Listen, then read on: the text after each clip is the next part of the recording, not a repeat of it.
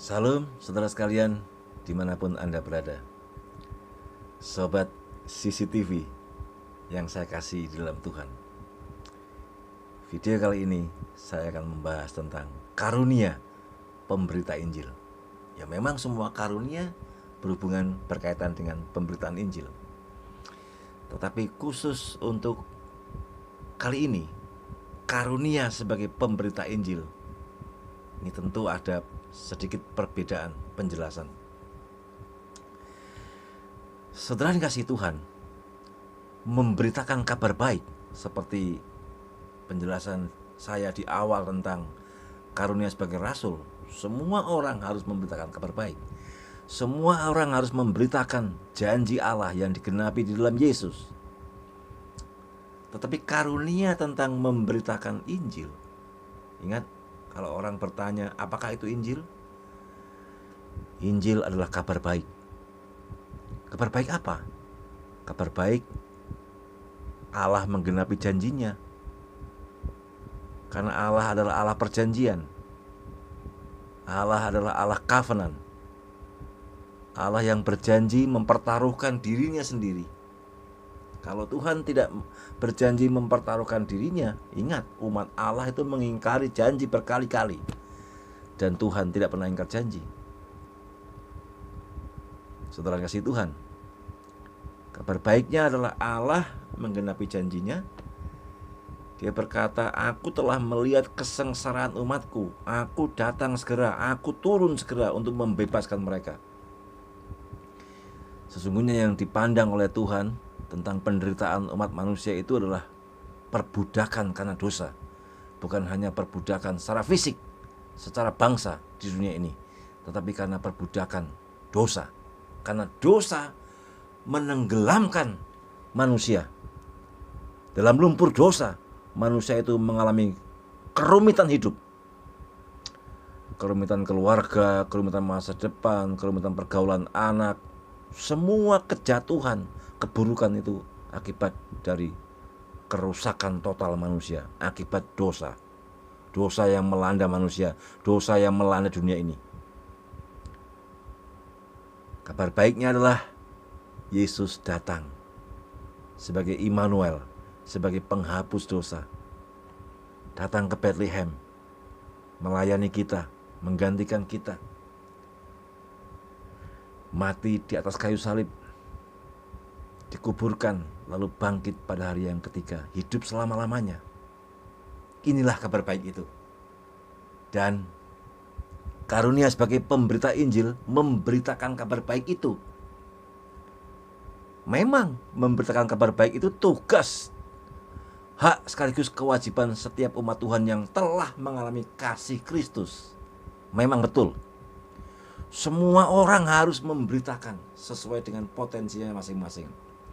Ada yang sangat fasih, ada yang ada gagap-gagap sedikit, ada yang agak takut, ada yang cemas, ada yang gemetar, dan sebagainya.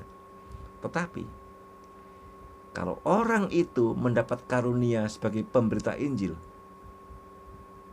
terkadang kita terheran-heran ya, orang itu nggak pernah ada rasa takut, dia nggak gentar, dia nggak gemetar, dia nggak gagap, dia ngomong itu lancar sekali, tangkas, cekatan, jitu, cakap, cepat, tepat sasaran. Kenapa?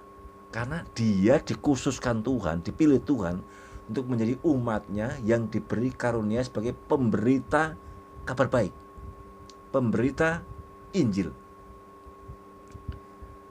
Ya, saudara dan saya bisa minta memiliki karunia yang seperti ini. Dia bercakap-cakap dengan pedagang, bisa. Bercakap-cakap dengan pilot, bisa. Dengan aparat keamanan, bisa. Dengan orang kaya, bisa. Dengan orang miskin, bisa. Ujung-ujungnya apa? Memberitakan kasih Tuhan, memberitakan kabar baik. Kabar baiknya adalah Allah datang ke dunia. Sekarang Allah datang kepada seseorang, kepada umat manusia, untuk menunjukkan belas kasihannya, untuk menunjukkan anugerahnya kepada orang itu.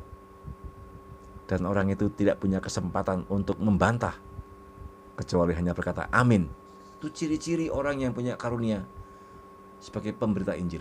Contoh Filipus di dalam Kisah Para Rasul 8. Filipus memberitakan kabar baik bagi penduduk Samaria, bahkan sida dari Ethiopia menerima Yesus.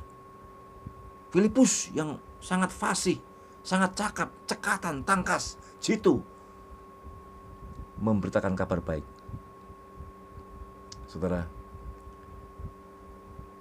John Calvin dalam pekerjaan pemberitaan kabar baik, pemberitaan Injil, dia harus dimasukkan dalam tugas para gembala dan para guru. Jadi Calvin ini berpandangan bahwa pekerjaan pemberita Injil itu harus dimasukkan ke dalam tugas para pendeta dan guru. Jadi pendeta itu harus juga memberitakan Injil, demikian juga guru. Apalagi guru agama Kristen, guru sekolah minggu. Kita bisa menyimak dalam 2 Timotius 4 ayat yang kelima. Filipus sangat aktif dalam kegiatan pemberitaan kabar baik pada waktu para rasul masih hidup. Pemberita Injil bukan hanya ada pada masa permulaan kekristenan, namun di setiap masa, di setiap tahun, di setiap sepanjang sejarah hidup umat manusia di muka bumi ini. Pemberita Injil tetap ada sampai Tuhan datang yang kedua kalinya. Tokoh-tokoh pemberita Injil yang mendapat karunia roh, saudara bisa membaca di beberapa buku atau Wikipedia seperti John Wesley, Jonathan Edwards, D.L. Moody, Billy Sunday, Billy Graham, dan di Indonesia juga banyak sekali hamba-hamba Tuhan yang fokus pada pemberitaan kabar baik. Ada orang yang merangkap sebagai gembala, jadi dia mengembalakan sekaligus dia berkhotbah KKR ke desa-desa dengan biaya sendiri tanpa mengambil keuntungan tentu.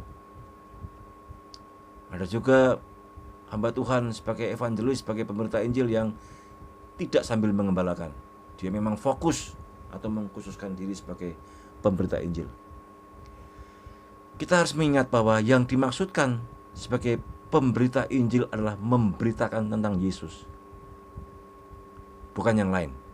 Bukan tip-tip hidup rumah tangga, tip-tip hidup sukses, bukan. Yang dimaksud sebagai orang yang memiliki karunia pemberita Injil adalah orang yang memfokuskan pada pemberitaan tentang Yesus Kristus yang menjadi manusia, melayani, menderita, mati disalib, menggantikan kita umatnya, dikuburkan, bangkit pada hari yang ketiga, dan hidup selama-lamanya. Ya, sebelum itu menampakkan diri untuk meneguhkan para murid, lalu naik ke surga. Saudara, tokoh-tokoh di dunia ini, sekalipun hebatnya luar biasa, dia tetap mati. Mati, ada yang jenazahnya ditemukan, ada yang makamnya ditemukan, ada yang sama sekali nggak ditemukan. Jasadnya membusuk, tidak tahu kemana. Tetapi Yesus, dia mati, dikuburkan, pada hari yang ketiga bangkit, dan hidup selama-lamanya. Luar biasa. Karunia memberitakan kabar baik ini bersifat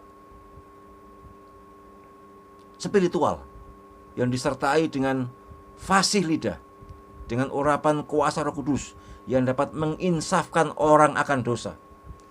Jadi bukan hanya fasih lidah menyenangkan orang, hanya fasih lidah lalu orang itu kagum, bukan sama sekali. Ini fasih lidah, dia tangkas, dia cekatan, dia fasih, tetapi untuk meyakinkan bahwa seseorang yang diajak bicara itu harus mengakui dosa-dosanya, lalu membutuhkan sang penghapus dosa juru selamat, yaitu Kristus Tuhan, sang Mesias, lalu menerimanya di dalam hatinya. Tidak ada celah lagi untuk menolak. Dia fasih untuk memberitakan firman Tuhan, untuk menginsafkan dia, tentu dengan kuasa Roh Kudus, lalu menerima kebenaran dan percaya bahwa Yesus adalah juru selamat dan Tuhan satu-satunya. Yohanes 16 ayat 8-10. Saudara kasih Tuhan, apakah saudara punya karunia seperti ini? bukan hanya pandai bicara seperti komika, bukan hanya pandai bicara begitu cepat untuk meyakinkan orang seperti motivator. Bukan. Saya bukan membahas kehebatan seorang motivator, bukan. Tetapi orang yang diberi karunia sebagai pemberita Injil itu berdampak atau berakibat pada orang yang diajak bicara itu adalah orang yang diinsafkan akan dosa-dosanya, dan akhirnya dia menerima kebenaran yang diberitakan, yaitu Yesus adalah Mesias, Yesus adalah Tuhan, Yesus adalah juru selamat, Yesus yang satu-satunya menghapus dosa umat manusia. Itulah yang saya maksudkan sebagai orang yang punya karunia sebagai pemberita Injil. Saudarakah itu? Saudara bisa mengajak bicara siapapun orang yang saudara jumpai. Lalu saudara dengan hikmat Tuhan, dengan hikmat Roh Kudus, memberitakan kabar baik tentang Yesus Tuhan yang adalah juru selamat dan penghapus dosa. Dengan darahnya ia menghapus dosa. Saudara yang dikasihi Tuhan, selamat memberitakan kabar baik sesuai dengan karunia masing-masing. Tuhan memberkati kita sekalian. Salam.